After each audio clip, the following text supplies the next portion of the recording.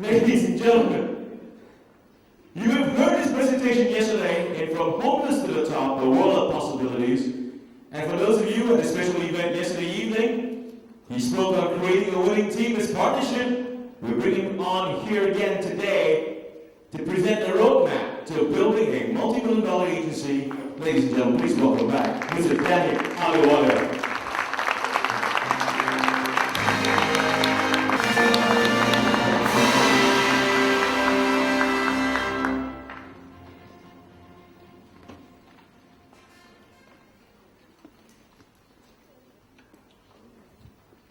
Couple of observations. I hope you can hear me well.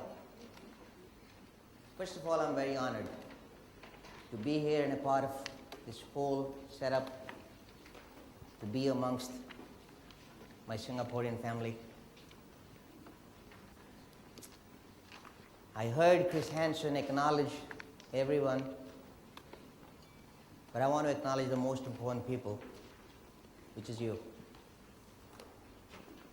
Because without you, without the audience, speaker really has no effect, no power on nobody. Some of you pointed out to me, Eric Tan, I guess he's here. Eric said, I want you to be a little bit more energetic. I don't know what that meant. He says, I say, I don't know how to sing. I don't know how to dance. I am not a motivational speaker. I'm not a trainer. I'm not a developer. I am what I am.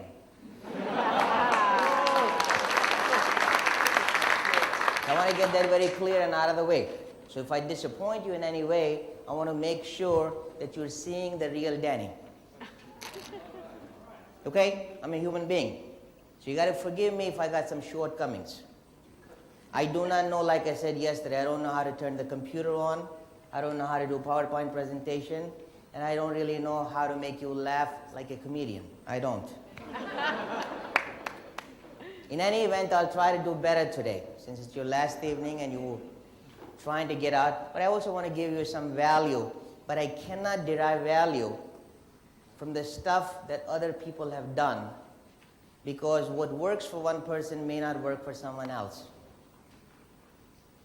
You listen to everybody. Everybody. I don't care if they're your children or your parents, your staff or a janitor in your building. Listen to them. It's valuable. You may not apply everything that you hear, but whatever touches your heart, implement it. Correct it. What I'm going to do for you today, I'm going to forget all my notes. I had written a few things. I don't know why I wrote, because I never prepared for anything. However, I did not want to embarrass myself, so I wrote a few things. But then what happened is most of you started to come to me and ask me all kind of questions. How about this? How about that? How about that?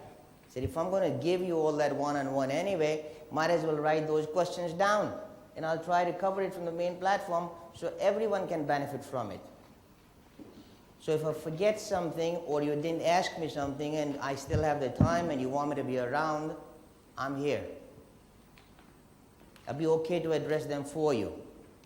And the list is quite huge. It's pages after pages. So I'll try to make it into a cycle. I read through this. And I'm going to go in a cycle so you can understand. You do not need me for systems, because I think David Dukat did a good job. David Ong did a good job. You do not need me for motivation. I think Quresh did a good job yesterday. You don't need communication from me, because Jessica did a great job. I don't know why I'm here. You don't need time management, because Mark Riesenberg did a great job. I still have to find out what my role is. What am I doing here? So I want to get right to the heart of what the presentation was supposed to be. People say, how did you do from a scratch? For the benefit of you, it was not a scratch agency. When I took it over, I had close to 100 agents, so I want to get that out of the way. I did not create 152 agents myself single-handedly. Nothing in life of any magnitude can be accomplished by one person. It starts with one person, but then you have to start creating yourself around you again and again and again. You got to pick your lieutenants. You got to pick your partners. That goes for building a family, and that goes for building your friends, that goes for building your agency. So the question here was, how do you build a multi-million-dollar agency? Nothing complicated. My life is very uncomplicated. Very uncomplicated. Jessica mentioned a word persona, and she described persona as somebody who wears a mask. Unfortunately, I've never worn any.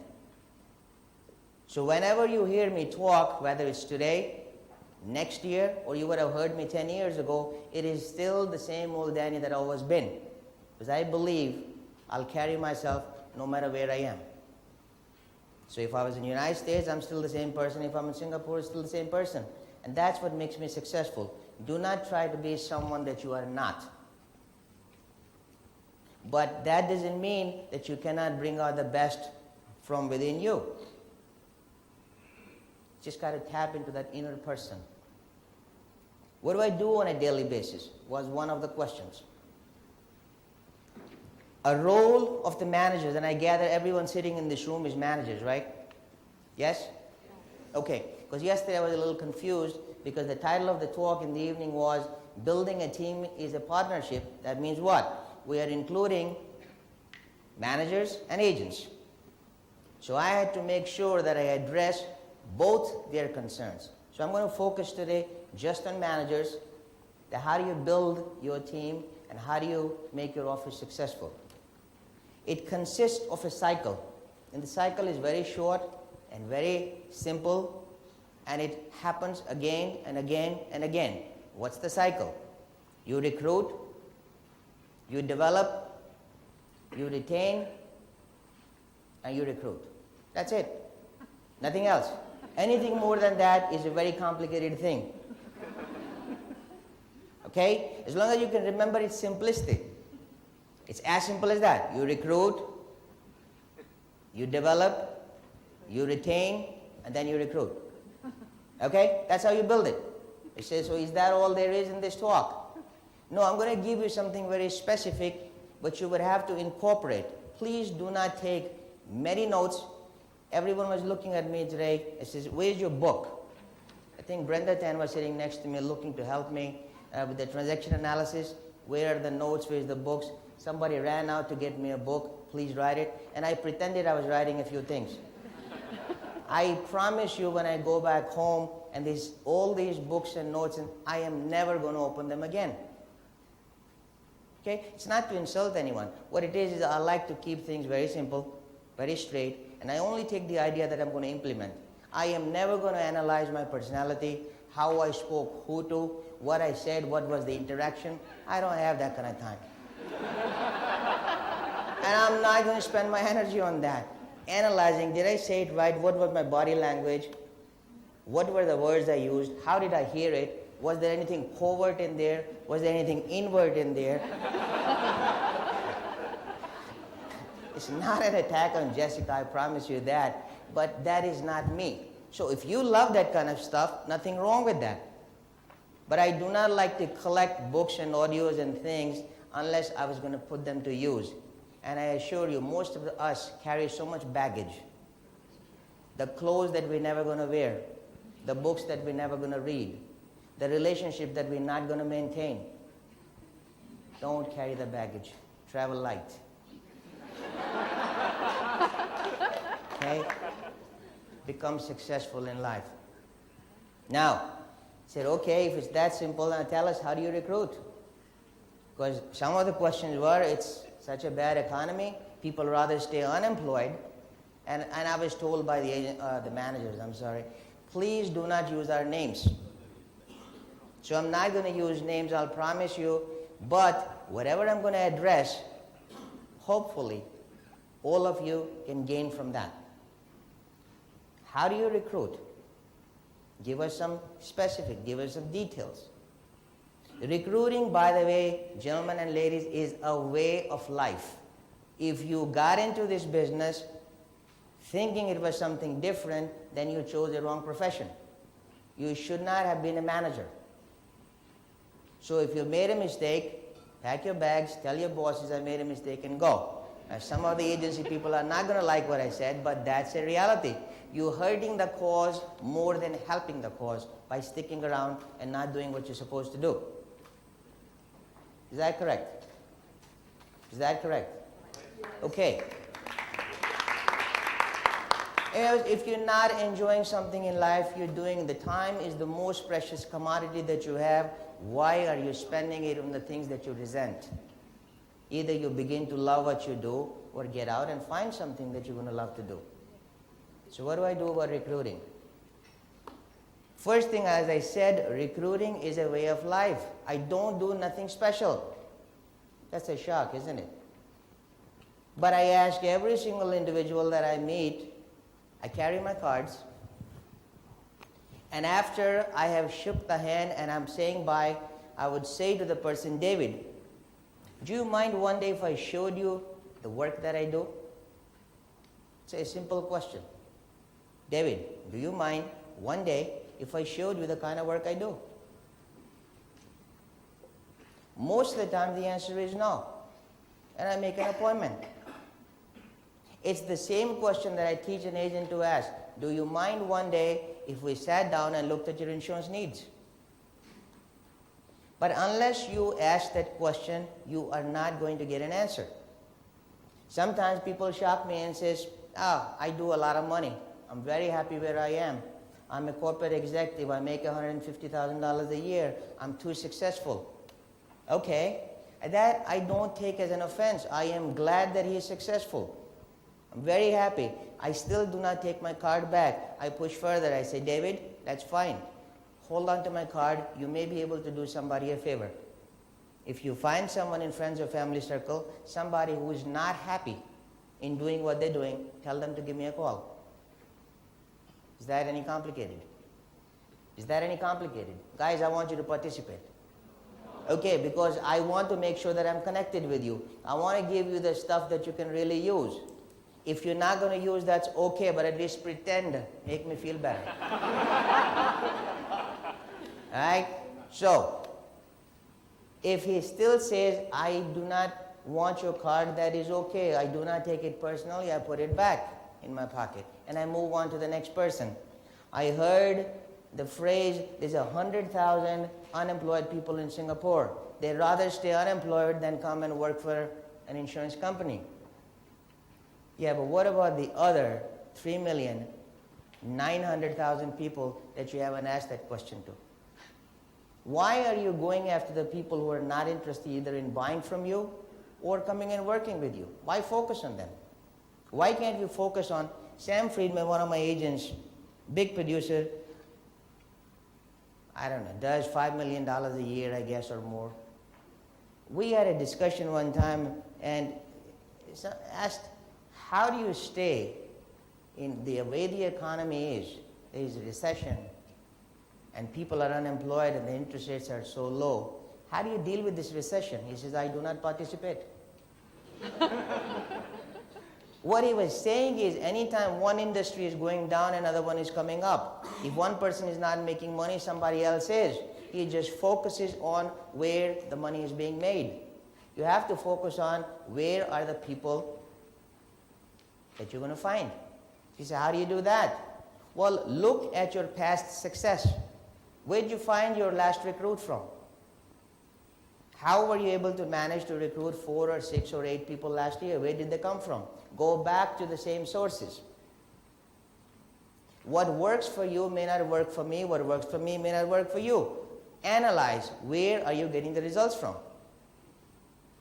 Now, there are methods, there are sources, and I've seen lots of them flashed on the screen today. So participate in that. What are the sources? There's 2 kinds of sources, right? We're sticking to the subject of recruiting. That's how you build. 1 brick at a time is how you build a real solid house. So we're going to take you through steps. The sources are warm sources and cold sources. Yes? What are the warm sources? Anybody? What are the warm sources? Nobody recruits here, right? What are the warm sources? Huh? Clients? Agents? Okay, so few answers. Here are the warm sources. The way I do it, personal observation.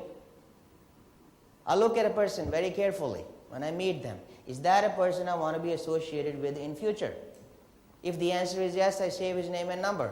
If the answer is no, I politely discard it later on when nobody else is watching. So that's a personal observation. Second is what? ARD, we call it agent referrals. I heard that. Agent referrals. Or it could be a referral from a center of influence. Anybody who has any kind of an influence over someone else, could be a doctor, could be a lawyer, could be an accountant, could be a business owner, could be a head of a church, okay, could be a block association president, someone who is prominent in the community and people look up to him. That's a center of influence. Now, I don't know if this person is using his influence to help you. That's your job to make that happen. That comes with relationship building and asking the question. Question goes back to, David, do you know someone who could come and take a look at what we do? Because I know he's not coming, so I leave him alone. But I ask him a question further. Anybody, friends or family? Anyone you know? If he doesn't know it today, if I keep asking the questions, 3 months, 6 months, a year later, the names are coming to me. It's a process that you got to put into place. Okay? So, referrals from your agents, referrals from your centers of influence, and personal observation. Now, if you keep your blinders on and do not look at people as people, then it's your fault, nobody else's. I do not discard if I go into a restaurant to have a lunch or a dinner. It might come as a shock to you that waiter is going to get my card, that busboy cleaning the table is going to get my card, the hostess who put me on that table is getting my card, hopefully the manager is getting my card. And I say the same thing to them. You guys are doing a great job. Beautifully run operation. If you ever want to do something different, please give me a ring. And that's it. I let it go at that. No more than this. If you did that 4 times a day, 4 times a day, 5 times a day, you see what you can comfortably do. Because it doesn't take any effort, does it? It doesn't take any special time, does it? You're doing your daily things daily and you're just going about minding your business, but you made it a point that my card very easily comes out of my pocket and gets handed over to the next person. What's the worst they can do? Do not take it. That's okay. Make sure it goes out of my hand to your hand. I make sure of that. Doesn't cost me anything, right? Less than a penny. And that my company pays for, so I don't have to care about it. My secretary is always, Danny, you order every month 500 cards, 1,000 cards. I can't give them out fast enough. Okay? Now, if you gave 5 cards a day, and by the way, that card giving strategy, I don't take off on Saturdays and Sundays. That always works. 7 days a week. So you guys, you work 7 days a week? Yep, I work 7 days a week. How much work that is, handing out a card to somebody you met? Now, in the end of the month, 5 multiplied by 30, you've given out 150 cards. Do you think if 5 people call you, 4 people call you, did they have an interest in meeting with you? That's why they called? Or are they just calling to say hello? What's the reason? Because I made it very specific. If you ever want to take a look at what I do, give me a ring. You think those are good leads? Again, guys, I want to say yes, no, I know where I'm going with you. Yeah? Okay, those are good leads. The other thing I do, I didn't bring it with me, a postcard that has my name, address, and next to it is attached my business card that is perforated. You can cut it up. And on the back it says, yes, I'm interested in taking a look at the career. In the second box it says, I have somebody in mind for you to come work with you. That's it. And space for a name, address, and a phone number. I teach my agents that every time you go to sell a policy, I want to make sure you leave this behind, whether you made a sale or not. And you say to the person that if you ever want to take a look at what we do, we are hiring. The unemployment rate is high. Just make sure you tell your agents to do that. And if they're loyal to you because you have taught them loyalty, they'll do it for you. Okay?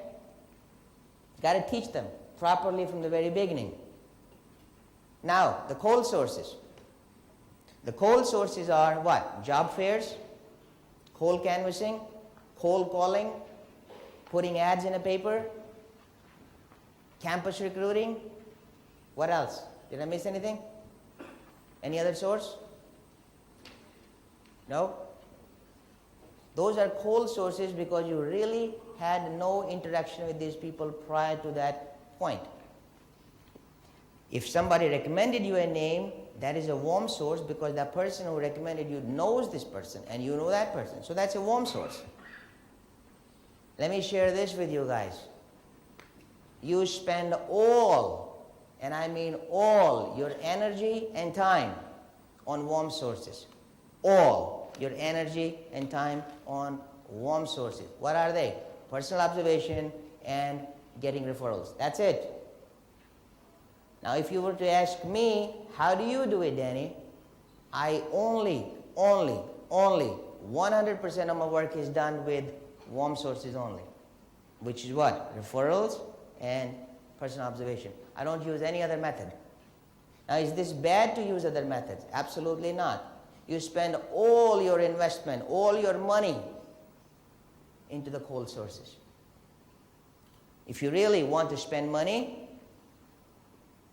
go get a job fair, go put an ad in a paper, but that doesn't take any energy from you, does it? Doesn't take any time from you, does it? So you can spend your money on cold sources, you can spend your energy and time on warm sources. And I see the other way around. People are spending all their energy and time on making cold calls. Okay? Not necessary. Not necessary. Going on job fairs and sitting in a booth all day long and letting people come and shake their hand. Not necessary. I hired somebody to do that. I do not want to do it myself. Sources, right? How many in this room by show of hand have a recruiting assistant? Please? Nobody? Can I raise it a little higher? No need to be embarrassed. If you don't, you don't. I want to share something with you.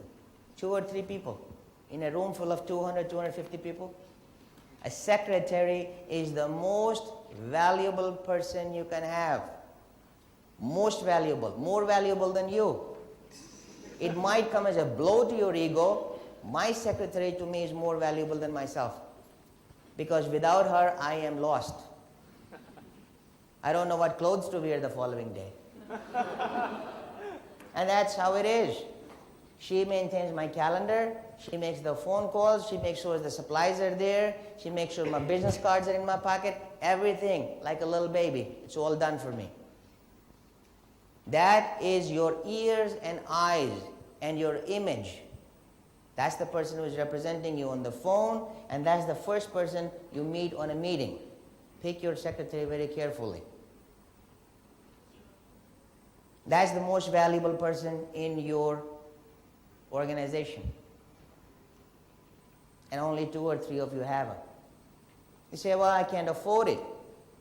I'm not making enough money. Okay, I'll buy into that argument. What does a secretary cost? $6, $7, $8, $10 an hour? So it's 4 hours a week, $20,000 a year. And most of you, I venture to say, make over $100,000 a year.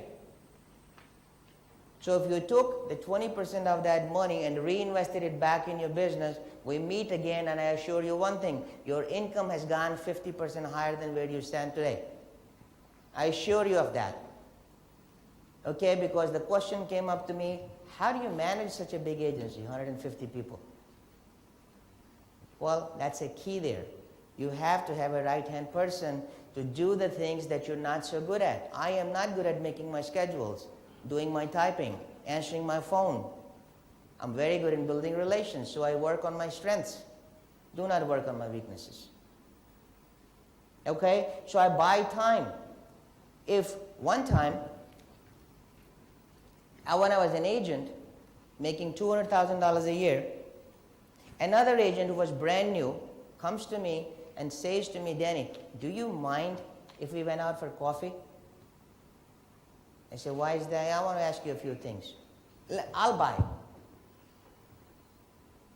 I said, I cannot do that.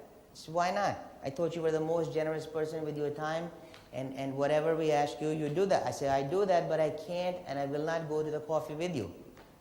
Why? I said, that's going to cost me $60. I said, $60? How do you figure that? I'll buy the coffee, and it's $2 only. I said, it's $60 because it'll take me 15 minutes to walk with you, 10, 15 minutes to sit down and have the coffee with you, and 15 minutes to walk back to my place and get back on the phone and doing whatever I was doing. That's like 45 minutes, and I make roughly $100 an hour. So I am not, you may not like the answer, but I'm not going to spend $60 on having a coffee. However, if you want to buy that coffee, bring it back. I'll be very happy to sit, listen to you, keep doing my work, and I'll talk to you. It may not be at this time because this is my calling time. I'll tell you when I can do that. Don't compromise just because you want to look good to someone else with what you had planned to do. Don't get carried away. Sometimes we like to be popular and do the things because it makes you look good, but it's very counterproductive. Very counterproductive. Don't compromise with your standards and your schedule. Okay? Whatever you set out to do, you must keep your promises because this is how you lead by example. Technology. I say to you, I don't know how to use a computer, which is a fact. But I have the finest of computers and the finest of programs a person would want to have, including my Palm Pilot in my pocket. I know how to turn it on and off and get my addresses and schedules. But who puts all that stuff in it is my staff. I don't do it myself. It gets synchronized wherever I am, wireless, it gets synchronized, and I'm always on the road 24 hours a day, 7 days a week. I know what's going on in my office, what new appointments were made, what I have done goes back into my office, what has happened in my office comes back in my palm. Simple as that.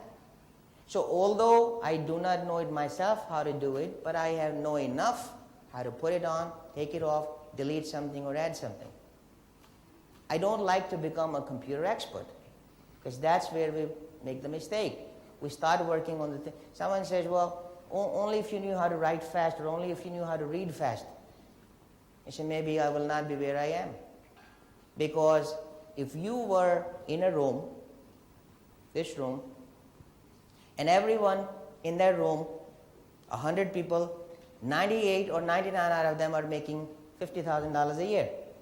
And one person is making $300,000 a year. There's a recruit lined up, wanting to come join a company or an office. Which manager do you think he wants to go to? 50,000 or 300,000? 300,000? And the reason is quite obvious because he feels that if I'm half as good as this guy, I'll still make 150. Not a 50 like another person. So you got to work on your strengths. And I can't say it enough to you. Build yourself that you are attractive.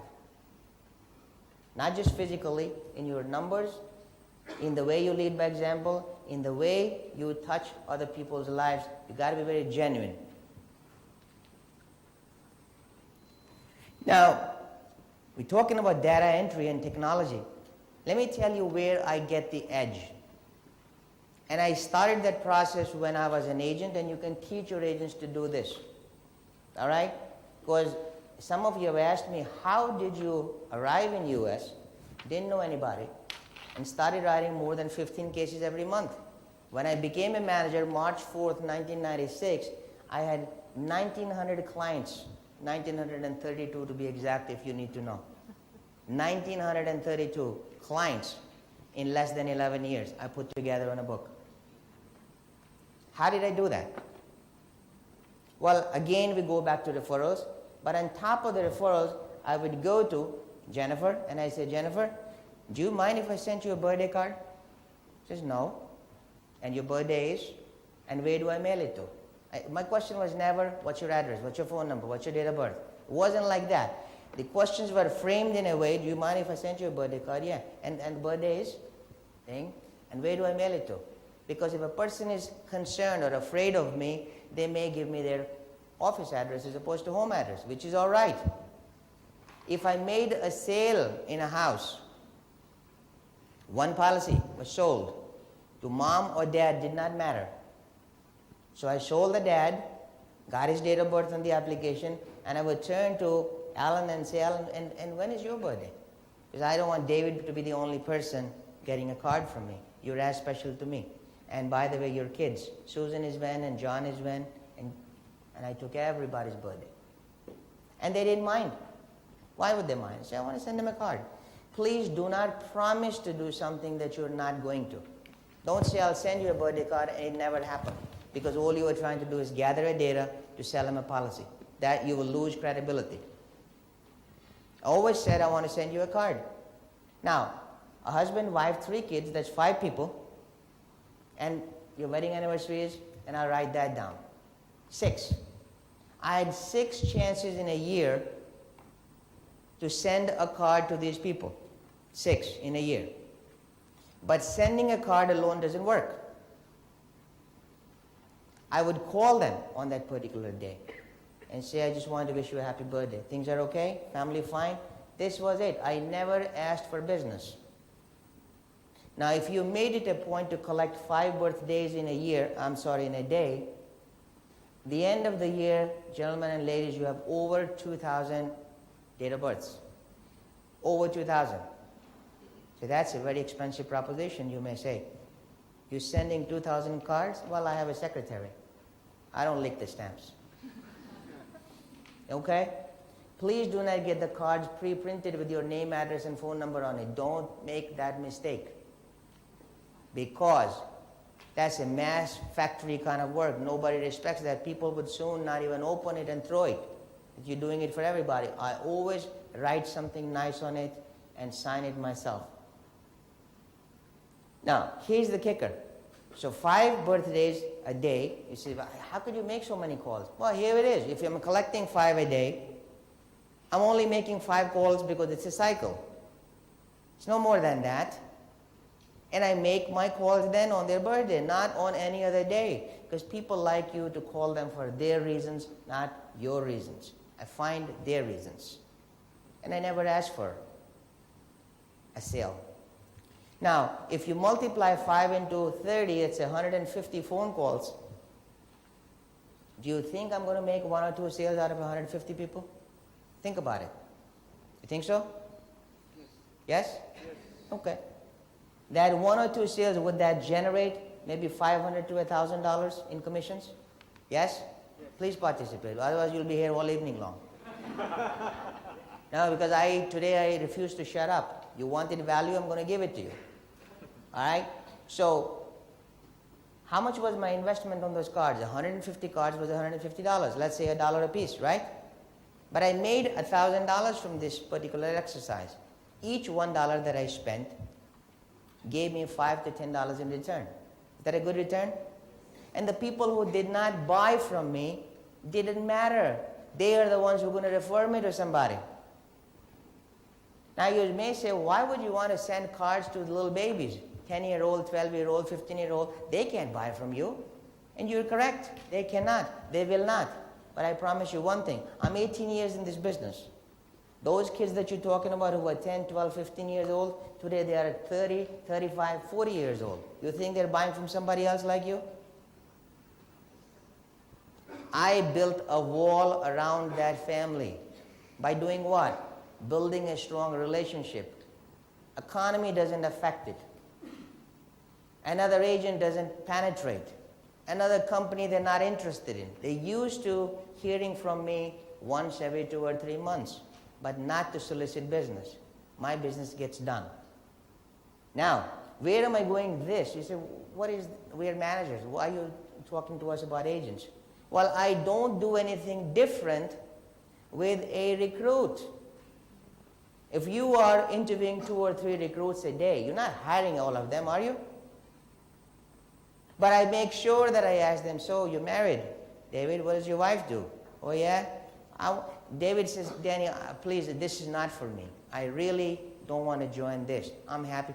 No problem. Do you mind if we stay in touch? How about sending you a birthday card once a year just to say hello? Do you mind?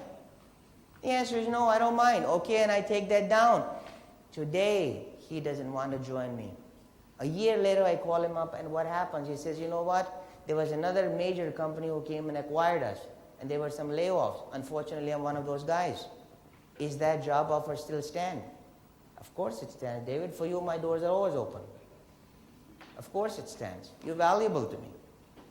But be genuine. Don't patronize people for the sake of saying it to them, because they can see right through it. And anytime a person feels that you need them more than they need you, you don't have a sale. Whether it's in a policy or whether it's in a career. Don't you ever, ever push yourself and beg somebody to come for you, work with you, stay with you. I'm the first one to pack up and say, if it is not for you, that's okay. We're still friends. If you ever change your mind, come back to me. We're done. That interview does not get any further in a selling situation or in a recruiting situation. Because please don't humiliate yourself by saying, oh man, I'm going to get fired. Don't you listen? I mean, I have quota. Hell with the quotas. Okay? If you do your daily things daily, you would never find yourself in that situation where you have to compromise with your standards. Culture. Someone said to you, how do you manage this big agency? How do you expect these agents to give you referrals? Most of them do not want to give me referrals. Now, how does this work? And I keep hearing all these different things, so I'm going to try to address that for you. The culture begins the very first day you bring somebody in your fold. Okay? That's your home. That is the place where you build your life. That's the place where you design your life. When a child is born, he's told, this is your mom, this is your dad, these are your toys, that's your brother, that's your sister. You have no choice. It's given to you that way. But when you take over an agency, when you build an office, you have a choice. Who is going to be my assistant? Who are going to be my team players? Who is going to come work with me? Who is going to stay here? What kind of furniture do I want? How many computers do I need where? How many phones? Everything you do in that office, you do it with a choice. So don't blame nobody else that these guys. There is no these guys. You brought them there. You got to learn to live with them then. Okay? So culture of an ARD begins in my first interview. And let me tell you what I say in the first interview. And your name, my friend, is? Your name, sir? Amin? Okay, Amin. If I was to interview Amin, because I don't want to keep picking on David all the time. He says, oh, me again? No. Okay, Amin, here's what I do. The very first interview that I do with Amin, I say, Amin, I hope you come and work with me. I hope so. But let me tell you up front, I got some expectations of you. All right? I don't mince words. I'm very direct. And let me tell you what those expectations are. There are 3 of them to be precise. What are they? If you did decide to come and work with me, you are going to give it your best shot. Your best shot. You're going to bring the inner Amin out. You're going to be, like they say in Army, be the best that you can be. I never ever tell a person, this guy did this guy did that, you got to do better. No. You got to be the best that you could be. Use your potential to the maximum possible level. Is that okay? Do you think anybody's going to fight me on that? If I ask them this question? Be the best that you can be. Say, okay, Danny, no problem. Second, if I help you succeed in attaining whatever your dreams are, if I help you, and I'm a part of it, would you help me build my agency? What do you think the answer is going to be? Okay? Of course, Danny. Say, what do you mean by that? Say, I want you to bring other Amins into my business, into this office. This is a family that we're going to create and enlarge. And you're going to be a part of this process. You're going to help me. Every day you run into so many other people, your prospects, your clients, your friends, your family members, your neighbors. Pick another Amin just like you to come here to work with us. Is that okay? Of course it's okay, Danny. The third expectation, this business, by the way, is not for everybody. And I pull the rug right under his feet. And I say, this business is not really for everybody, but for the right kind of a person, it cannot be a better business. So if for any reasons, after we said and done, and you decide this is not for you, you don't want to do it, that's all right with me. You're still my friend. We're still okay. We're still buddies. Okay? So if you decide that this is not for you, here's my third expectation. Please do your business with us. Whatever insurance needs you may have, whatever investment needs you may have, your friends or family, I want them to come to us. Is that okay? Of course, Danny, it's okay. So I have a sale lined up there all the time. Whether it's a sale to be an agent or whether it's a sale for a product. What did I sell here? A relationship. And you know what? Most of the times, even if they don't do anything, my birthday card, my anniversary card, remembering them on the right times always works. Because the people who are not in a position to buy anything from you today, who are not in a position to come and work with you today, a year later, 2 years later, 3 years later, there's always something happening in their life and they're thinking of you because you stayed in touch. And tell me that's not so. Tell me that's not so.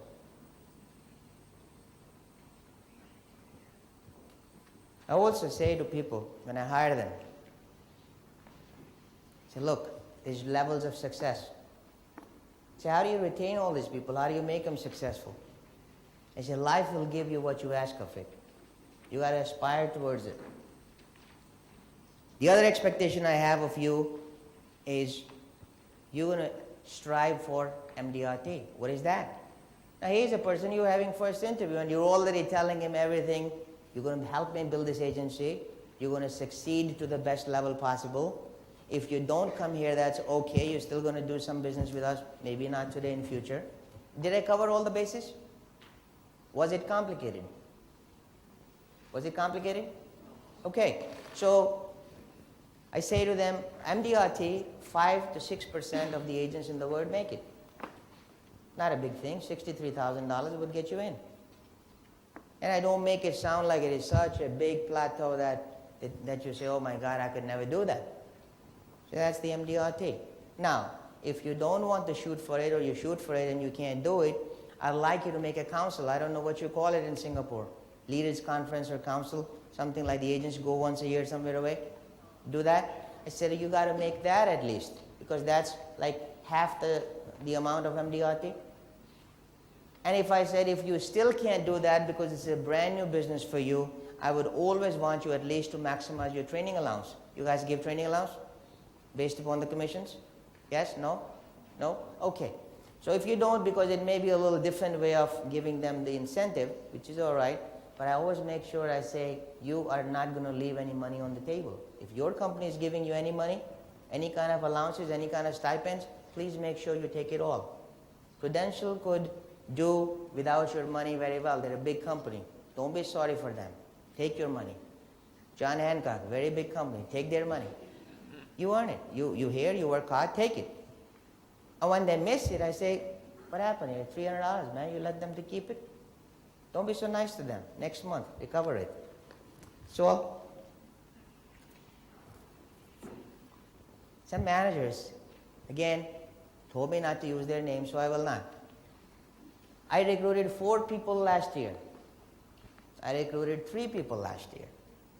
I recruited none last year. I said, how do you last then if you recruited none last year? Maybe the company is desperate. Maybe your other bigger manager is desperate to keep you. I said, how do you recruit a lot of people? Well, I don't recruit. I'm at a stage where I select. There's a difference between selection and recruiting. It starts with the recruiting, but now once you get to that stage, then you start an upper level, like it's from a council, you go to MDRT, and then MDRT to core of the table to top of the table. I believe in selection. But selection only can happen if you have a lot of recruiting going on. What does that mean? That means first, you've got to have a lot of quantity before you start being selective. Quantity will lead you to quality. If from the very first interview you're starting to look for quality, my friends, you're talking yourself out of this business.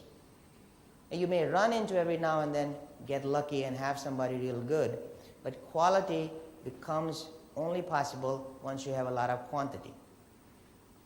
Then you can become selective. That applies for an agent, that he can have 100 policies every year, but at the end of 5 years, he's going to pick his top 50 clients to work with them and grow with them and do the cross-selling and do all these other things with them. Because he cannot be servicing 500 or 1,000 households and expect to do the same amount of business with everybody. Time will not allow you. Same is with the agents. You would spend time according to who needs how much and who is how valuable to you. Let me not lie to you that I'm going to spend the same amount of time with my 150 agents. That's not happening.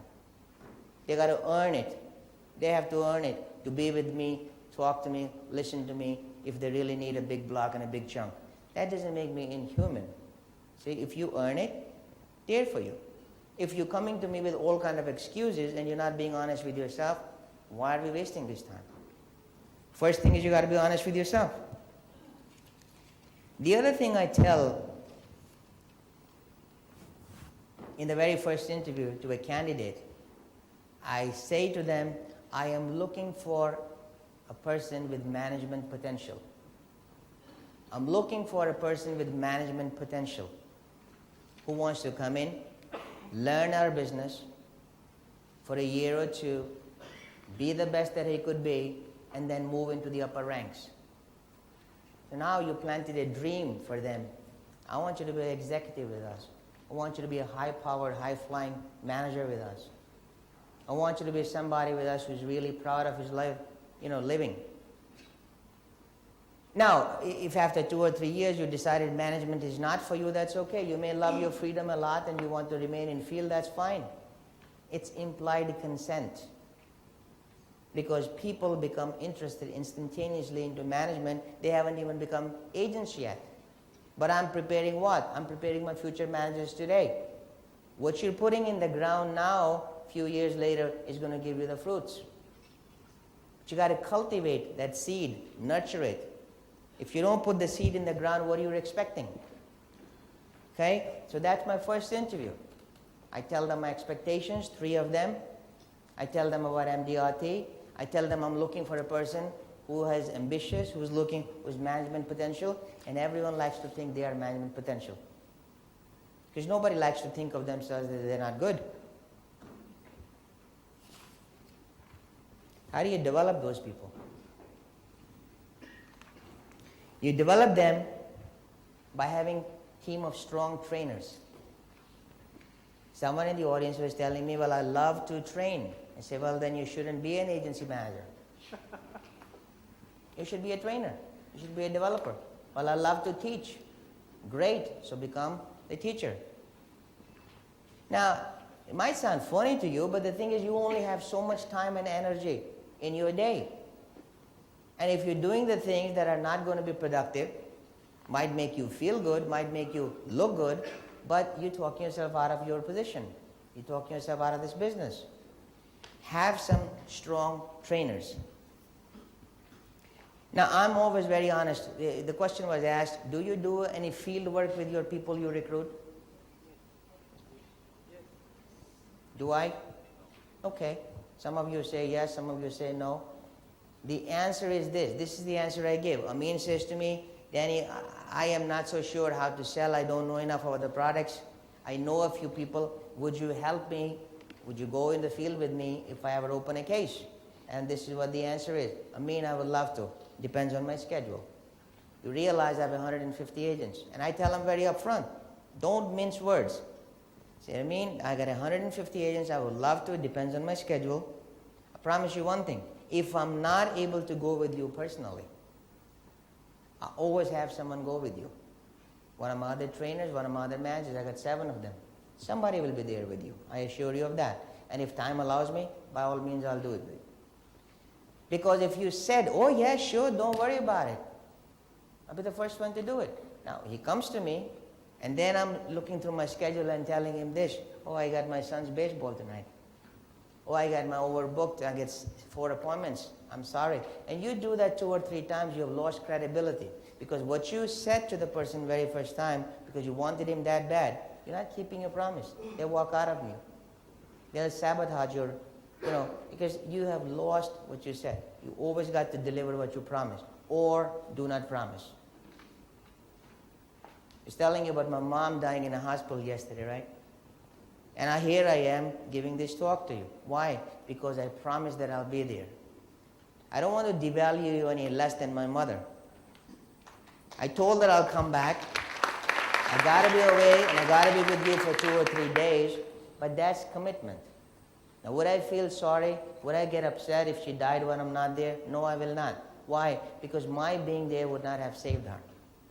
I made sure that before I came here, I went to her hospital, says, Mom, I hope you're well, and I'll see you on my way back. She's happy. That's all. I can build good memories. Do not build regrets in your life. Go after your dreams. Ask for whatever you want. You know what? You keep asking, you'll keep getting. Problem is we don't ask enough. What else do I do? A person comes in, so I give them an FOD, field time, if I can afford to. If not, then I send somebody with. But however, what I do is I always set them up with someone else in my office. Most of the time, the people I hire is always recommended by another agent, so they already have somebody to work with. But let's say that was not the case. I make sure that I take an agent, pair it up with some other agent who's a little bit more senior, a little bit more understanding, outgoing, family-oriented, who wants to help somebody else. And I say, why don't both of you work together? This way, whatever his needs are, I know somebody's there taking care of. Like I'm here. Now, if I was to expect that Gamma International, that everybody, they're going to be following me all around all the time, it's not happening. So what do? They take Trisha Tan. I say, Trisha, would you take care of Danny for those 2 or 3 days? He needs coffee, tea, whatever he's got to. Because he may not know everything there is. So what do? They delegate it to her.